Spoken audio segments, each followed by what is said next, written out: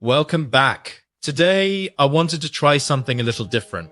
I decided to bring on a good astrophysicist friend of mine, who's here to help us unravel one of the biggest mysteries in science, the Fermi Paradox. Alex, welcome to the show. Hey, thanks for having me. I love a good paradox, especially one that questions why our galaxy isn't teeming with little green neighbors. Exactly. So let's get right into it. Let's start with the basics. What is the Fermi Paradox? All right. So Enrico Fermi, brilliant physicist, once casually asked, "Where is everybody?" And that's the paradox. The universe is old, massive, and packed with billions of planets that should be capable of hosting intelligent life. But despite all our listening, all our searching, we haven't seen a single undeniable sign of extraterrestrial civilizations. It's like walking into a city that should be bustling and finding it completely empty. That is eerie. So what are some of the leading theories on why we haven't found anyone? Oh, we've got plenty. Some say we're just early. Maybe intelligent life is super rare and we're among the first.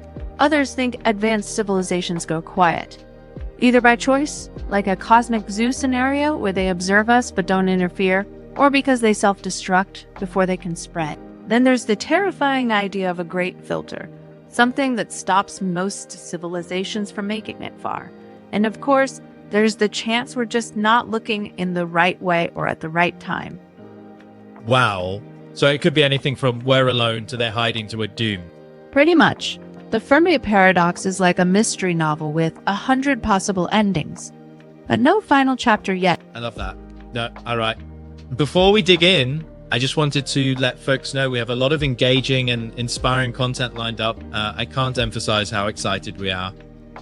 Please take a moment to subscribe, like, and turn on notifications to support the educational mission of this channel.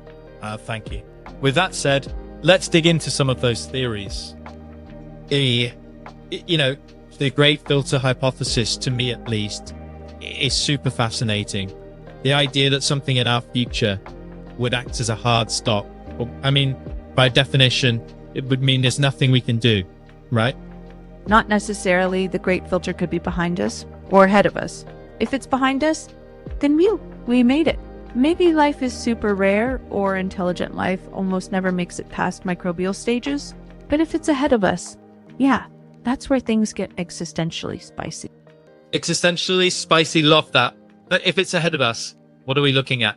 AI gone rogue, climate disasters, space war. All of the above. Potentially. The idea is that civilizations might reach a point where they almost inevitably self-destruct. Nuclear war, environmental collapse, runaway AI, or something we haven't even imagined yet. It's a big cosmic warning sign, basically. That's bleak. It is, but the fact that we're having this conversation is kind of hopeful.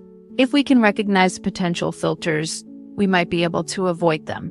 The real nightmare would be if the filter is something we don't see coming. Some hidden universal doom switch. Like what? Oh, I don't know. Maybe advanced civilizations start messing with physics at a fundamental level and accidentally wipe themselves out. Maybe there's some predator civilization out there enforcing radio silence. Or maybe intelligence itself is inherently self-destructive. But hey, we're still here, so we haven't hit a wall yet. Yikes. So if you had to guess, great filter, past or future? Oof. If I had to guess, I'd say past. Complex, intelligent life seems way harder to get going than to destroy. But that doesn't mean we're in the clear. We still have to be smart about our future. The zoo hypothesis is so strange. The idea that they're out there just watching us, it creeps me out. Right. It's like we're animals in some intergalactic nature reserve. And the aliens are the park rangers making sure we don't get spooked. Or worse, we're in some reality show and they're just watching us mess up, popcorn in hand. Keeping up with the humans. I'd watch that. Same, but yeah. The idea is that advanced civilizations could be deliberately avoiding contact, maybe to let us develop naturally. Or because we're just not interesting enough yet. Kind of like how we don't try to have deep philosophical conversations with ants. Okay, but if they're out there, why not one alien species that ignores the rule and just says, hey guys, what's up? That's the weak spot in the zoo hypothesis. It assumes every advanced civilization follows the same rule, which seems unlikely.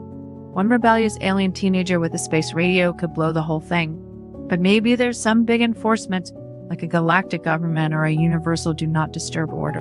Or alien men in black showing up to shut them down. Exactly. Maybe the real reason we haven't found aliens is that anytime a civilization starts making too much noise, someone pays them a visit and, well, they go quiet. Okay, you just made the zoo hypothesis way creepier. Hey, I'm just saying, maybe we should be careful about blasting our address into space. Well, sort of late. We've been doing that for quite some time. Although, when considering cosmological timescales, we've only been broadcasting for a short period. Exactly. Our radio signals have only been leaking into space for, about 100 years. That's nothing on a cosmic timescale. Our earliest broadcasts have barely traveled 100 light years, just a tiny fraction of the Milky Way. And as signals travel, they weaken. So even if someone was out there listening, they'd need a pretty advanced setup to pick up our old sitcoms. Wait, so you're saying aliens might be out there trying to tune in to I Love Lucy right now? Possibly, if they're within that 100 light year bubble, they might be watching classic TV right now. But the real question is, if they heard us, would they even care? Or would we just sound like background noise? So are we just shouting into the void? Maybe, and some scientists argue we should stop shouting, actively broadcasting like the METI project, messaging extraterrestrial intelligence. Stuff is controversial. Some say it's reckless. If we announce ourselves to the wrong kind of neighbors, well, let's just say history hasn't been kind to less advanced civilizations meeting more advanced ones. Oof. So should we be worried? Depends on how much you like rolling the cosmic dice. But hey, if they are listening, maybe they'll just enjoy the reruns and let us be. Speaking about rolling dice, the idea that we're completely alone seems crazy. I mean, until we have definitive proof of life elsewhere, we can't be sure. But at the same time, the universe has been around for, 13 or 14 billion years. So if life is commonplace and can grow unimpeded by any filter, the universe should be teeming with life. Exactly. That's why the first idea is so weird. The universe is ancient, 13.8 billion years old. Earth is only about 4.5 billion years old, and we've only been intelligent for a cosmic blink. If life was common and advanced civilizations popped up regularly, we'd expect to see evidence of them everywhere. Dyson spheres, megastructures, signals, but we don't. That's what makes the Fermi Paradox such a head-scratcher. So does that mean intelligence is just super rare? Maybe either life itself is extremely uncommon, or there's something about intelligent, technological civilizations that makes them exceptionally rare or short-lived. If we are the first, it means the universe is just now hitting the jackpot on intelligent life. That would make us kind of special, maybe even responsible for what happens next. Yeah, that's a lot of pressure. You're telling me we might be the pioneers of intelligent life in the cosmos? Could be. If we're the first, it means we have the chance to shape the future of intelligence in the universe. No pressure, right? Yeah. Shaping the future, intelligence, this gets into a whole nother kind of worms and takes me back to what you said earlier about us not looking in the right place. If we're so early in the game, cosmic blink, and we've already discovered AI, imagine what another cosmic blink would change. The idea of merging with technology seems more and more likely. Oh, totally. If intelligence keeps evolving, it might not stay biological for long. We're already developing AI that can outperform us in certain areas, and we're just getting started. Give it another cosmic blink, and we might not even recognize what intelligence is anymore. Maybe advanced civilizations don't go extinct. They just go post-biological. Post-biological, like AI takes over and organic life just fades out. Not necessarily fades out, but maybe transitions. Imagine an advanced species merging with AI, uploading consciousness, ditching fragile biological bodies. A digital or machine-based civilization wouldn't need habitable planets, wouldn't be bound by lifespans, could spread across the stars way more efficiently than we can. And if that's the case, maybe that's why we don't see them, because they're not using radio signals or building things we'd recognize. Exactly. Maybe they communicate in ways we haven't even thought of, or exist in megastructures we mistake for natural phenomena. Or maybe, if you're a hyper-advanced AI civilization, the physical universe just isn't that interesting anymore. Why explore the stars when you can create infinite digital universes of your own? Okay. Now you're telling me aliens might be chilling in some cosmic VR instead of coming to say hi.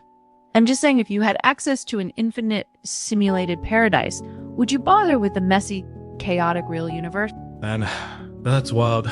So maybe the answer to where is everybody is they locked out. Or upgraded to a version of reality we can't even comprehend? Woo. All right, this has been a mind-bending conversation. Alex, thanks for coming on and making us all question existence. Anytime, just don't blame me if you have an existential crisis later. Too late? All right. We've covered some wild ideas today. And my head is starting to hurt. Alex, would love to have you on again in the future. Take care. Remember, folks, there's a whole universe out there just waiting for you to explore it. See ya.